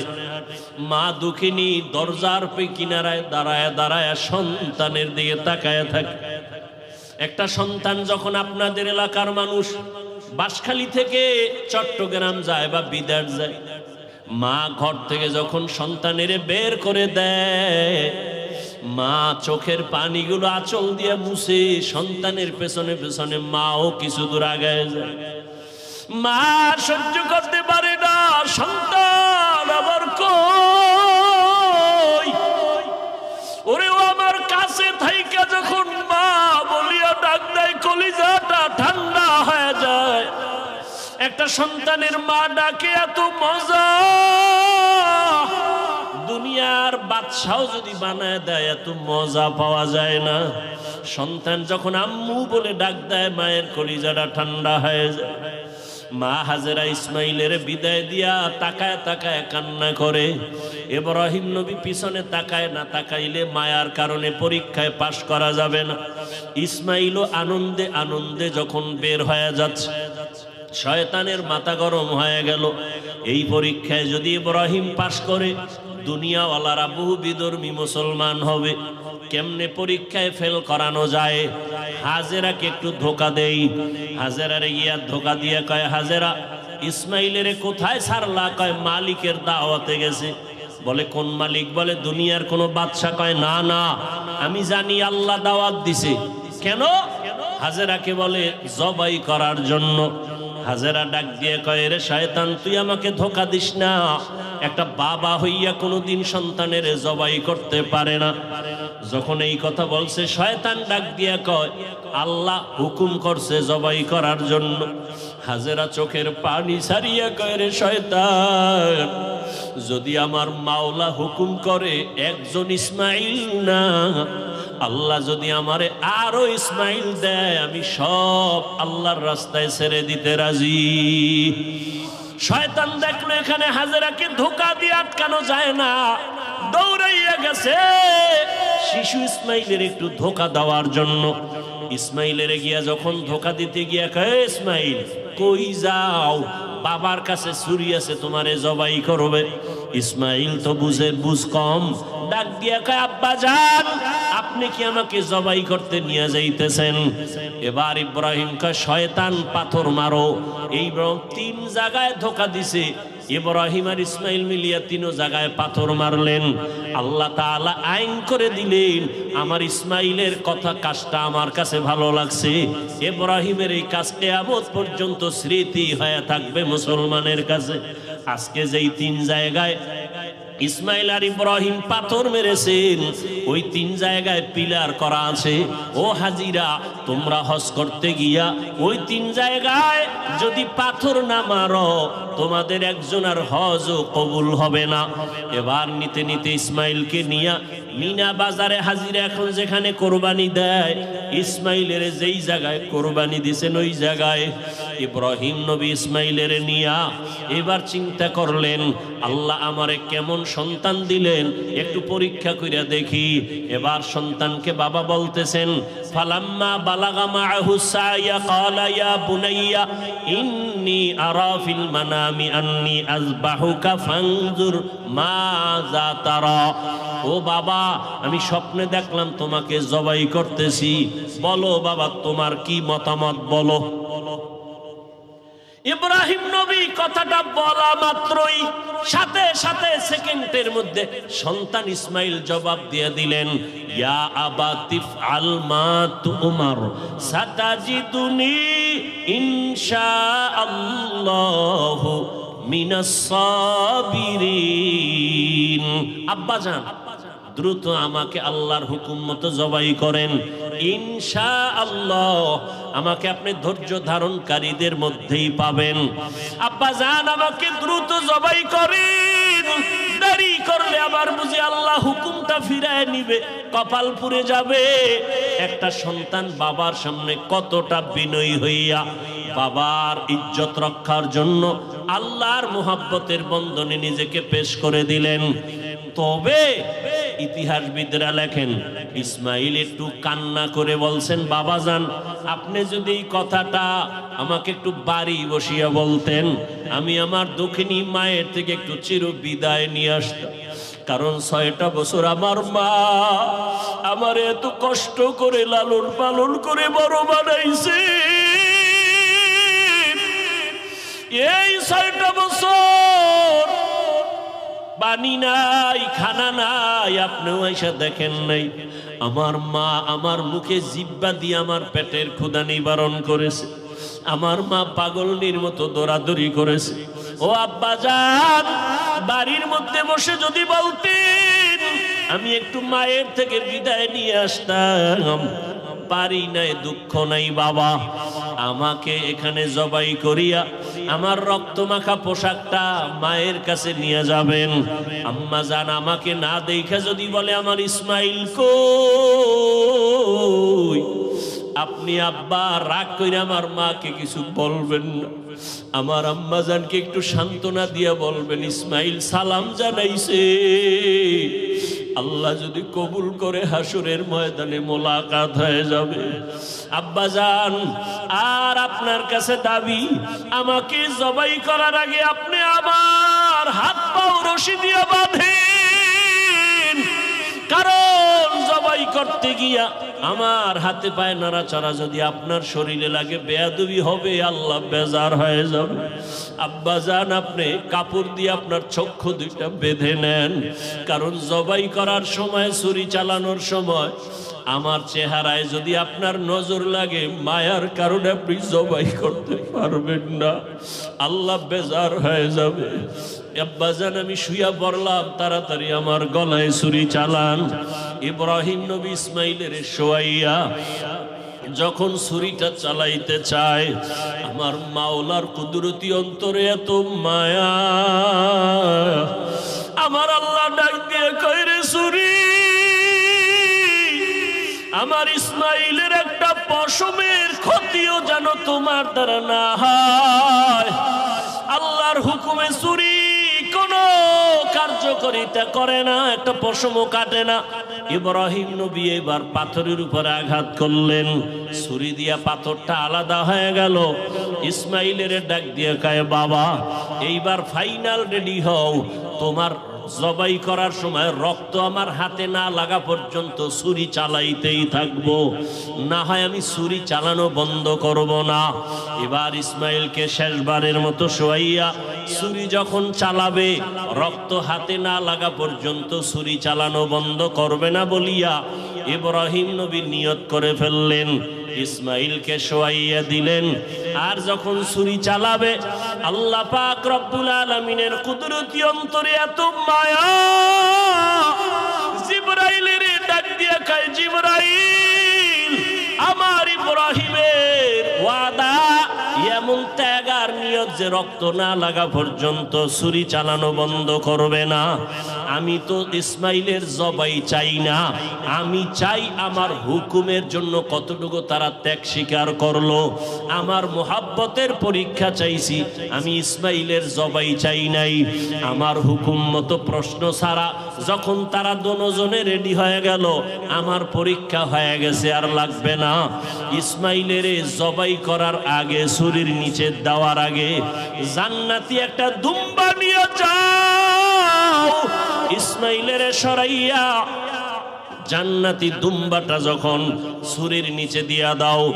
ইব্রাহিম নবী ছুরি চালায়, জিব্রাইল আমিন দুম্বা নিয়ে রওয়ানা। দেখতেছে আমি যাইতে না যাইতেই মনে হয় ছুরির নিচে ইসমাইল জবাই হয়ে যাবে।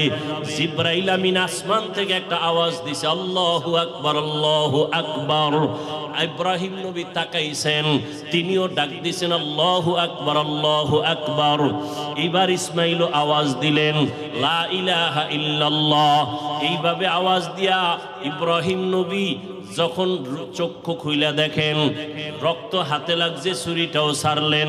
যখন তাকায়া দেখে, খুশি মনে ইসমাইল বুঝি কোরবানি হয়ে গেল, কিন্তু না, দেখে একটা অপরিচিত জন্তু জবাই হয়ে গেল। ইসমাইল পাশে সুন্দরভাবে দাঁড়ানো। বাবা আবার বুঝি ভয় পেয়ে গেলেন, ও ইসমাইল, আল্লাহ বুঝি আমার কোরবানি কবুল করবেন না, আর একবার চেষ্টা করি। সাথে সাথে ওহী নাজিল হয়ে গেল। আল্লাহ কয়, ওয়ানাদাইনাহু আইয়া ইব্রাহিম কদ সাদ্দাকতার রুইয়া ইন্না কাযালিকা নাজজিল মুহসিনিন। ইব্রাহিম, তুমি আমার পরীক্ষায় পাশ করছো। হাজেরা কাঁদতেছে ইসমাইলের জন্য, জলদি করে যাও। বলে আসছো মালিকের দাওয়াতে যাই, মালিকের থেকে কি হাদিয়া নিবা? আমার পক্ষ থেকে দুম্বার গোশত হাদিয়া দিয়া দিলাম। ওয়াফাদাইনাহু বিযিবহিন আযীম, আমার পক্ষ থেকে হাদিয়া দিলাম এই জবাই করা দুম্বার গোশত। ইসমাইলের নিয়ে যাও, ইসমাইলের হাজেরার কোলে ফিরায়া দাও, আর মালিকের পক্ষ থেকে দুম্বা হাদিয়া পৌঁছাইয়া দাও। আল্লাহ তাআলা বলেন, ও দুনিয়ার মানুষ, ইব্রাহিমের কোরবানির ত্যাগ তোমার থেকেও চাই। ও মুমিন, এই ত্যাগ স্বীকার করতে গিয়া তোমার থেকে রক্ত চাই না, গোশত চাই না, আমি চাই তোমার অন্তরের ত্যাগ আর মুহাব্বত আর তাকওয়া।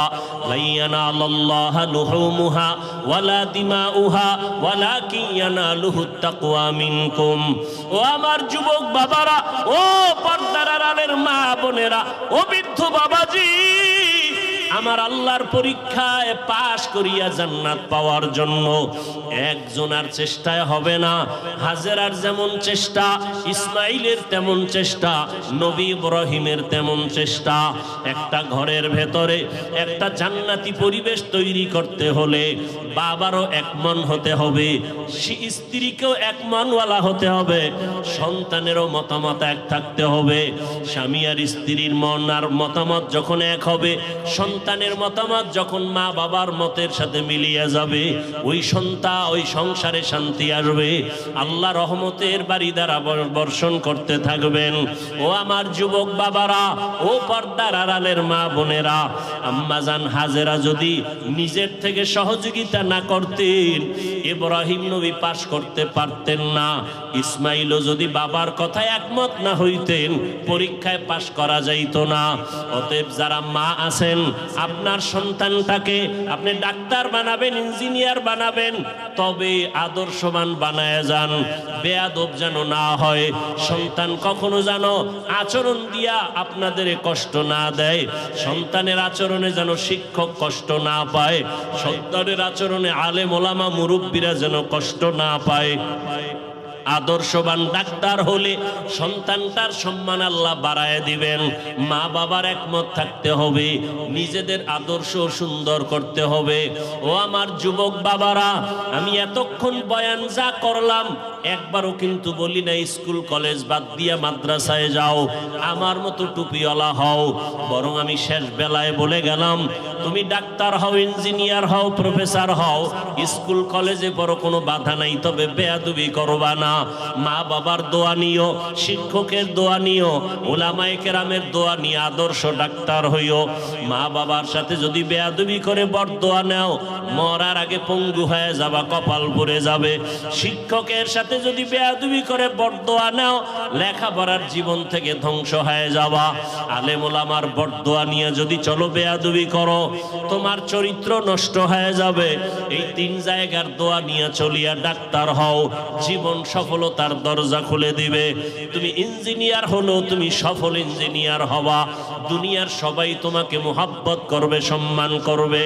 ও আম্মা জানেরা, আপনার মতো কত মা এখনো আছে আদর্শবান, স্বামীর মাল হেফাজত করেন, মোবাইলে সময় নষ্ট করে না, সন্তানগুলোকে আদর্শওয়ালা বানানোর চেষ্টা করে, স্বামীর মাল হেফাজত করে, 5 ওয়াক্ত নামাজ পড়ে, পর্দা করে।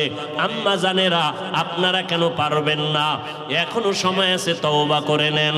ও আমার যুবক বাবারা, তোমার মতো কত যুবক স্কুল কলেজে পড়ে নামাজ ছাড়ে না। মনটাকে প্রশ্ন করো, তুমি কেন পারো না রে বাবা? তোমার কপালে কার বরদোয়া লাগছে?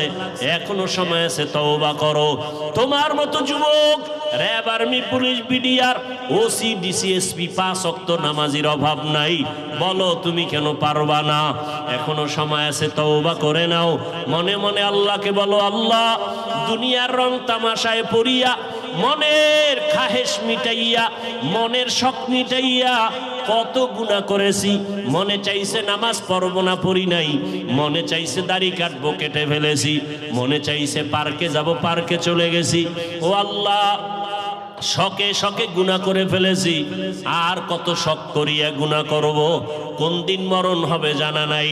কত যুবক রাস্তায় গাড়ি চালায়, নামাজ বাদ দেয় না, আবার হঠাৎ করে কত যুবক বুকে ব্যথা উঠা মরিয়া যায়। আজকে থেকে তওবা করলাম, আর নামাজ ছাড়বো না, বেপরদায় চলবো না, মা বাবাকে কষ্ট দিব না। উলামায়ে কেরামের দোয়া পরামর্শ নিয়া, শিক্ষকের দোয়া নিয়া, মা বাবার দোয়া নিয়া, নবীজির আদর্শ মতে চলবো। তওবা করার মতো যদি কারো অন্তর তৈরি হয়, মুনাফিকি যদি না থাকে, খাঁটি তওবার নিয়তে দুটো হাত আল্লাহকে দেখাইয়া দাও। আয় আল্লাহ, হাতগুলো কবুল করে নেন, তওবা কবুল করে নেন, আদর্শওয়ালা মানুষ বানায় দেন, নবীর আদর্শে চলার তৌফিক দান করেন, মা বাবার দোয়া নেওয়ার তৌফিক দান করেন, শিক্ষকের দোয়া নিয়া, উলামায়ে কেরামের দোয়া নিয়া চলার তৌফিক দান করেন। আমিন। আলহামদুলিল্লাহি রাব্বিল আলামিন।